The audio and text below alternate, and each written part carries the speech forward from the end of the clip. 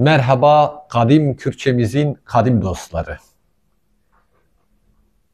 Bugün 16. dersi yapacağız. Dersimizin konusu Demadibi Uçurukavi, yani gelecek zaman ve gelecek zaman hikayesini işleyeceğiz. Evet, fazla lafı uzatmadan hemen dersimize geçelim. Evet, Demadibi Uçurukavi, gelecek zaman ve hikayesi. Birinci konumuz Demadibi, yani gelecek zaman. Gelecek zaman olmamış, gelecekte oluşacak olan olgular için kullanıyoruz. Mesela gerçekleşmemiş, gelecekte gerçekleşecek olan eylemler için kullanıyoruz. Örneğin ben yazın tatile gideceğim dediğimde bu gelecek zaman formundadır. Çünkü eylem halen gerçekleşmemiş. Gerçekleşebilmesi için yaz tatilinin gelmesi lazım. Bu nedir? Gelecek zamandır. Kürtçe'de gelecek zaman nasıl oluyor? Geçişsiz fiillerle cümle formu şu şekilde oluyor. Beker, yani özne, artı d veya onun kısaltması olan e, artı d veya e, artı b, artı şimdiki zaman kökü, fiilin şimdiki zaman kökü, artı cinav, yani zamir. Ez artı d artı b, b artı ç artı Ez de biçim, ben gideceğim, ya da ez biçim, ben gideceğim şeklinde. Özne olarak bu zaman kalıbında ez grubu kullanılır. Evet, özne olarak, zamir olarak, yani zamir olarak ez grubu kullanılır. Ez grubu zamirlerimiz neydi? Ez, tü, ev, em, hün, ev. Yani ez, ben, tü, sen, ev, o, em, biz, hün, siz, ev, onlar. Özneden sonra gelecek zaman eki olan d veya onun kısaltması e takısı kullanılır. Evet, burada görüldüğü gibi zaten bu e takısını ya da d ekini çıkarırsak bu şimdiki zaman olur. Sade fiillerin başında b takısı kullanılırken türemiş fiillerin başında b takısı yoktur. Evet, şimdi bu örneklerimize bakalım. Şimdi ilk önce sade fiillerle, demadibi, gelecek zamanın sade fiillerle olumlu ve olumsuz cümlelerini zamirlere göre çekimleyelim. Ezi biçim, ben gideceğim. Ezi neçim, ben gitmeyeceğim. Düye biçi, sen gideceksin. Düye neçi, sen gitmeyeceksin. Evi biçi, o gidecek. Evi neçi, o gitmeyecek. Emi biçin, biz gideceğiz. Emi neçin, biz gitmeyeceğiz. Hüni biçin, siz gideceksiniz. Hüni neçin, siz gitmeyeceksiniz. Evi biçin, bakın, evi biçin, onlar gidecekler. Evi neçin, onlar gitmeyecekler. Evet, görüldüğü gibi bu gruptaki, yani sade fiillerde başına olumlularda b, olumsuzlarda ne takısı, ne olumsuz eki geliyor. Şimdi bir de türemiş fiillerle deneyelim. Örnek verelim. Ezi da kevim, ben ineceğim. Ezi da ne kevim, ben inmeyeceğim. Düye da kevi, sen ineceksin. Düye da ne kevi, sen inmeyeceksin. Evi da keve, o inecek. Evi da ne keve, o inmeyecek. Emi da kevin, biz ineceğiz. Emi da ne kevin, biz inmeyeceğiz. Hüni da kevin, siz ineceksiniz. Hüni da ne kevin, siz inmeyeceksiniz. Evi da kevin, onlar inecekler. Evi da ne kevin, onlar inmeyecekler. Şimdi dikkatinizi çekmiştir. Olumsuzluk eki olan ne eki türemiş fiillerde orta kısma geliyor. Biz demiştik ki türemiş fiillerde olumsuzluk eki başa gelmez, iki parçanın arasına gelir. Yani ezi ne da kevim kalıbı yanlıştır. Ez danek, ezi danek evim kalıbı doğrudur. Yani iki parçanın, türeyen iki parçanın arasına geliyor demiştik. Bu bir. İkincisi de türemiş fiillerde gördüğünüz gibi sade fiillerde olduğu gibi türemiş fiillerde de ne yoktur? Bu eki yoktur başında.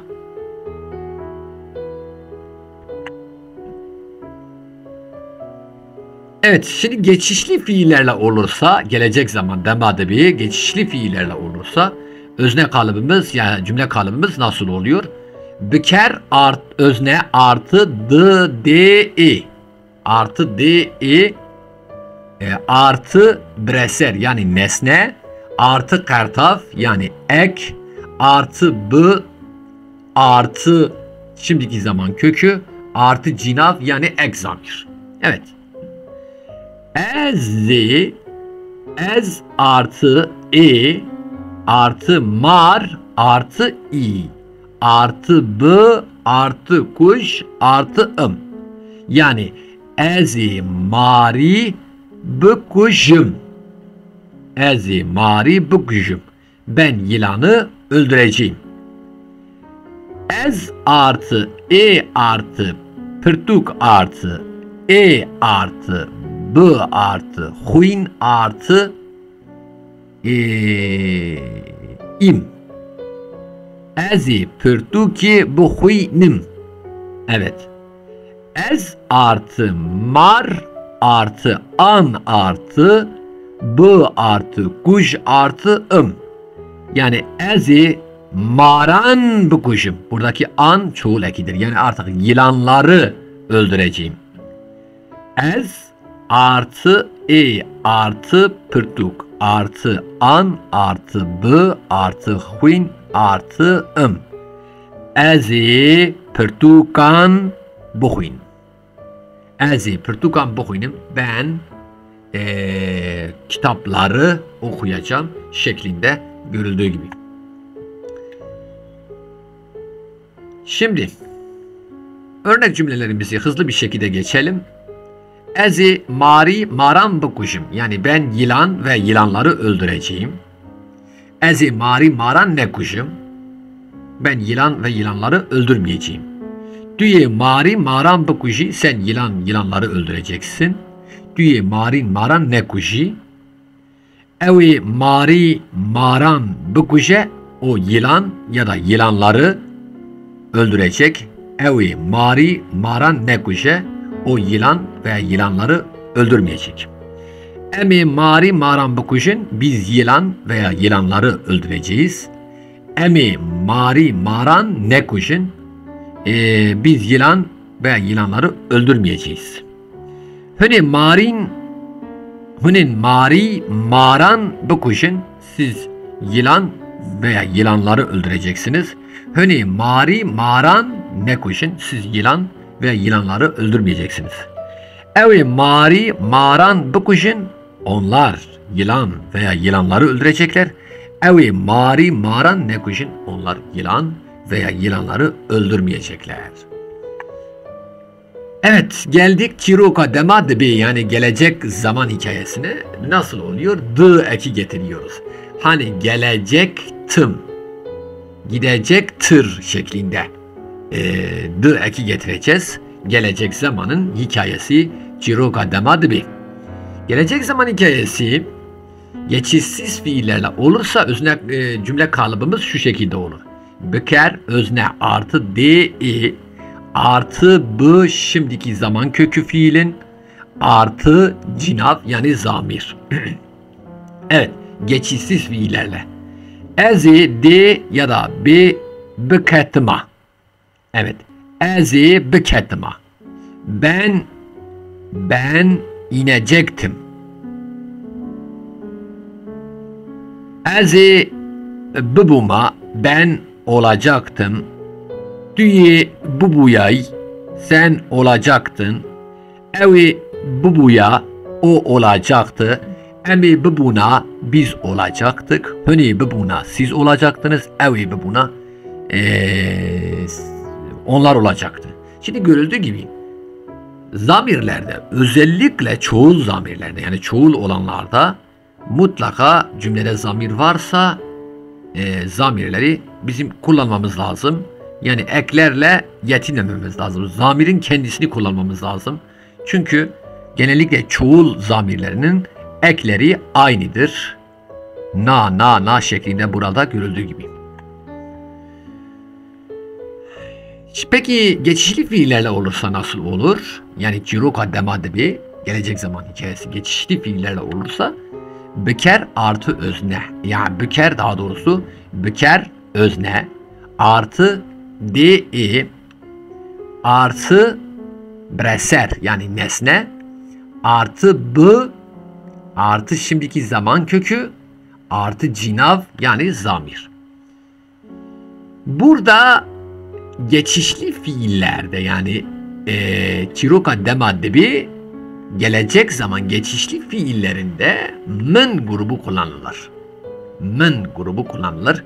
Hatırlarsanız geçmiş zaman geçişli fiillerde de, yani bilinen geçmiş zaman geçişli fiillerde de men grubu kullanılıyordu. Men artı di artı name artı b artı huend artı a.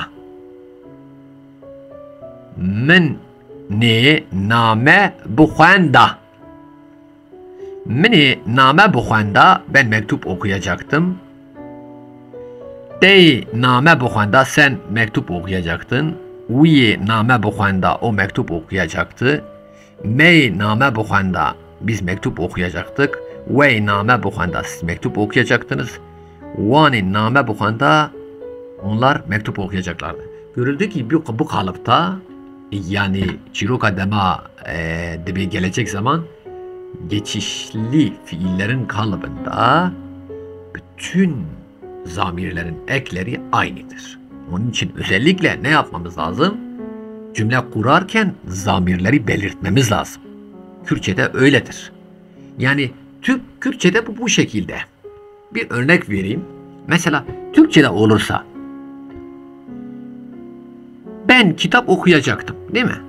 Kitap okuyacaktım, kitap okuyacaktın, kitap okuyacaktı, kitap okuyacaktık, kitap okuyacaktınız, kitap okuyacaklar. Bak burada zamir kullanmamıza hiç gerek yok. Değil mi? Eklerden anlaşılıyor Türkçe'de. Ama Kürtçe'de bu böyle olmuyor işte. Kürtçe'de mutlaka zamirleri belirtmemiz lazım. Örnek vereyim. Name bukhanda, name bukhanda, name bukhanda, name bukhanda, name bukhanda ama hepsi aynı. Onun için başına mutlaka zamirleri yerleştirmemiz lazım diyor. Evet değerli dostlar, 16. videomuzun da sonuna geldik. Bir sonraki videomuzda buluşmak umuduyla hoşça kalın, hatırı ve